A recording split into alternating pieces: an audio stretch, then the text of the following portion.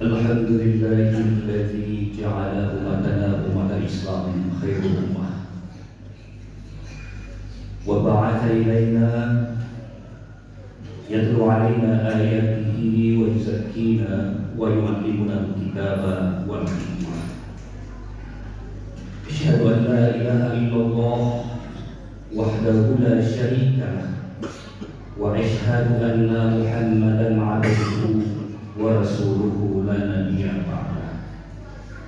اللهم صل على سيدنا محمد. أما بعد فيا عباد الله اتقوا الله حق تقاته ولا تموتن إلا وأنتم مسلمون. قال الله تعالى في القرآن الكريم وهو أصدق القائلين أعوذ بالله من الشيطان الرجيم بسم الله الرحمن الرحيم ربنا آتنا في الدنيا حسنة وفي الآخرة حسنة وقنا عذاب النار. صدق الله العظيم. Seraya kita berzikir, berfikir dan bersyukur kepada Allah Subhanahu wa Ta'ala atas apa yang kita dapatkan, atas apa yang kita peroleh, baik itu kesehatan, kekuatan, dan ruang waktu yang diberikan oleh Allah Subhanahu wa Ta'ala kepada kita semuanya. Salawat beriring salam kepada junjungan Nabi besar Muhammad sallallahu alaihi wasallam, kepada para sahabat beliau sekalian, tabi'in, ulama mutaakhirin yang mutabar kedua. Masyaallah muslimin rahimakumullah. Setiap kita, setiap hamba Allah, setiap manusia yang lahir dan dilahirkan ke dunia ini, pasti kita menginginkan bagaimana kehidupan yang bahagia. Sebagaimana surah Al-Baqarah ayat 201 yang sering sekali kita mendengar, dan itu menjadi sebuah doa yang acap kali kita bacakan. Mulai dari kecil mungkin kita sudah menghafal doa tersebut. Bahkan kaum muslimin yang dirahmati oleh Allah, hampir pasti dan dipastikan siapapun yang berdoa, doa tersebut pasti dipanjatkan, yaitu doa samujana. Rabbana atina fid dunya hasanah wa fil akhirati hasanatan wa qina azabannar. Ya Allah, berikanlah kepada kami kebahagiaan di dunia dan juga kebahagiaan di akhirat, dan jauhkanlah kami, lindungilah kami dari siksaan api neraka. Masyaallah muslimin yang dirahmati oleh Allah Subhanahu wa Ta'ala, muncul sebuah pertanyaan dari hati kita. Apakah doa tersebut sudah dimakbulkan oleh Allah? Apakah doa tersebut sudah kita dapatkan? Rabbana atina fid dunya hasanah, kebahagiaan di dunia. Apakah kita sudah mendapatkan kebahagiaan di dunia tersebut?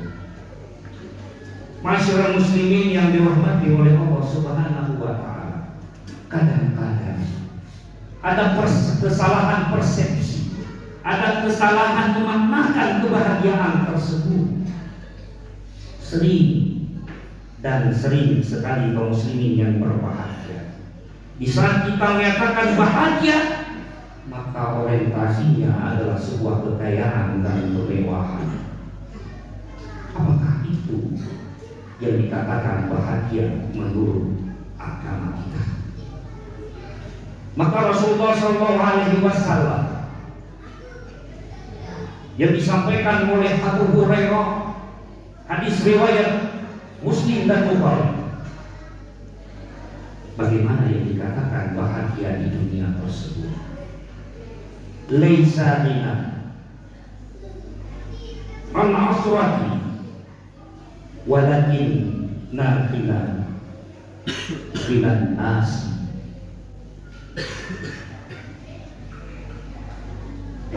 Yang namanya kaya, yang namanya rina, bukanlah dengan banyaknya dan kemewahan yang kita miliki.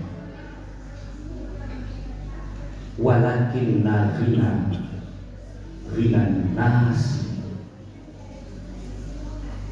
Namun yang namanya ghina, hati yang selalu merasa cukup. Kami bilang hati yang merasa cukup. Di saat hati sudah merasa cukup, kaum muslimin yang dirahmati Allah, ketentraman, keamanan, kenyamanan jiwa kita itu pasti akan sendirinya akan datang. Pada suatu ketika kaum muslimin yang dirahmati oleh Allah Subhanahu wa taala, Sayyidina Ibnu Abbas radhiyallahu anhu yang setia kepada Rasulullah SAW, melayani beliau semasa beliau masih hidup,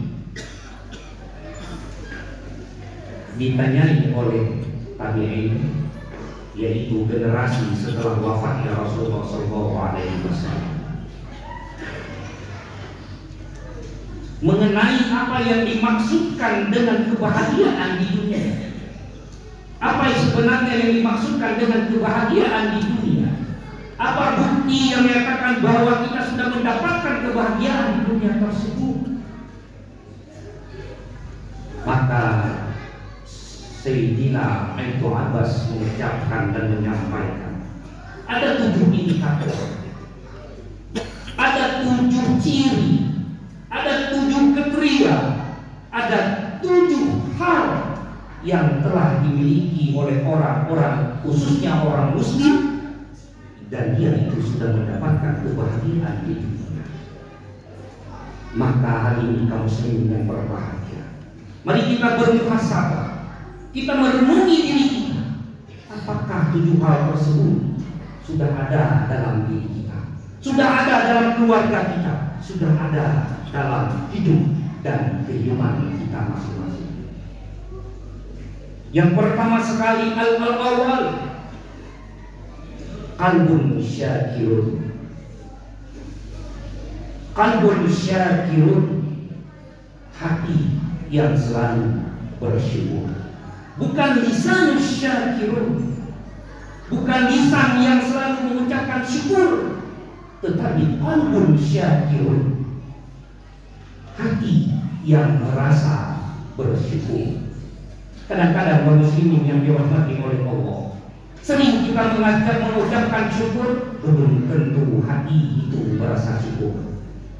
Maka sikap qanaah, sikap merasa cukup, jika kita sudah merasakan qanaah tersebut, sudah menerima apa yang telah diberikan oleh Allah. Agama menganjurkan kepada ikhtiar. Agama menganjurkan kepada kita berusaha prosesnya, tetapi qanaah hasilnya. Masyarakat muslimin yang dirahmati oleh Allah Subhanahu wa taala, maka sikap qanaah tersebut akan mengurangi sikap dan sifat ambisius kita. Apapun akan kita lakukan, cara bagaimanapun akan kita laksanakan, asal mendapatkan sebuah tujuan yang ingin kita harapkan.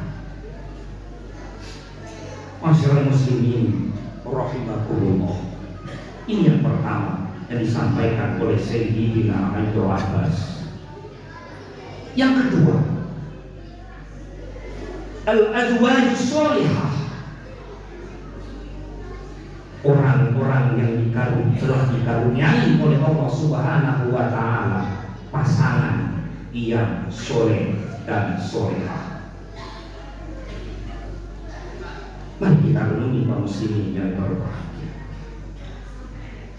Di saat kita sudah mendapatkan keluarga yang soleh dan solehah, mendapatkan pasangan yang soleh dan solehah, ini juga merupakan karunia Allah yang disebutkan oleh Sayyidina Ibnu Abbas, Rabbana atina fid dunya hasanah. Mendapatkan kebahagiaan di dunia. Di saat keluarga tentram, maka akan melahirkan sakinah dalam keluarga, ketentraman. Keluarga adalah madrasul awal, pendidikan awal di dalam kehidupan kita. Bukan di madrasah, bukan di pondok pesantren, dan bukan di masyarakat. Itu terdapat madrasatul awal, pendidikan awal kita adalah di dalam keluarga kita. Yang ketiga, kaum muslimin yang berbahagia, al-auladun abrar, anak yang soleh. Semua kita pasti menginginkan anak yang soleh. Yang menjadi pertanyaan kaum muslimin yang dirahmati oleh Allah, apakah kita sudah mendapatkan itu? Bukan doa yang salah kaum muslimin jika kita belum mendapatkan, tetapi usaha kita mungkin yang belum sesuai, belum sampai kepada titik-titik pembahasan. Masyarakat muslimin yang dirahmati Allah, anak yang soleh adalah aset bagi orang tua, aset untuk kebahagiaan di dunia dan juga kebahagiaan di akhirat. Orang yang melepaskan, orang yang membahagiakan, bahkan bisa mengurangi siksa api neraka. Inilah anak yang soleh. Jangan pernah kita membayangkan di saat kita menyebutkan anak yang soleh adalah anak kecil. Kita ini adalah anak dari orang tua kita. Anak kita itu adalah hasil dari karunia Allah kepada kita. Hari ini kaum muslimin yang berbahagia, berapa kali kita berdoa kepada orang tua kita? Berapa kali kita memohon untuk ampunan kepada orang tua kita? Maka kaum muslimin yang berbahagia, mari kita bermuhasabah diri kita masing-masing. Sering sekali bisa kita menyebutkan anak yang soleh, terbayang anak kita yang ada di rumah, tetapi tidak pernah kita membayangkan diri kita. Kita ini merupakan aset orang tua kita, baik masih hidup dan juga orang tua kita yang sudah meninggalkan dunia. Masyarakat muslimin yang dirahmati oleh Allah Subhanahu wa Ta'ala. Yang keempat, al-biyatul sholih, lingkungan yang baik, lingkungan yang kondusif. Allah mengaruniakan kepada kita tetangga-tetangga yang soleh. Allah mengaruniakan kepada kita kampung-kampung yang marhamah, kampung-kampung yang baik. Makanya Rasulullah SAW menganjurkan kepada kita, bertemanlah kepada teman-teman yang baik, bertemanlah kepada teman-teman yang soleh.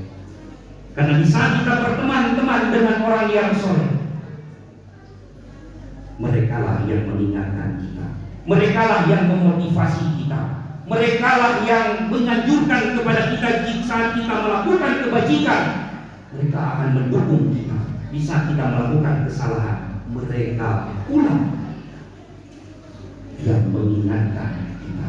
Maka di saat kita mendapatkan teman yang soleh, keluarga yang soleh, hidup di masyarakat yang soleh, ini merupakan salah satu indikator, salah satu tanda buat kita bersama.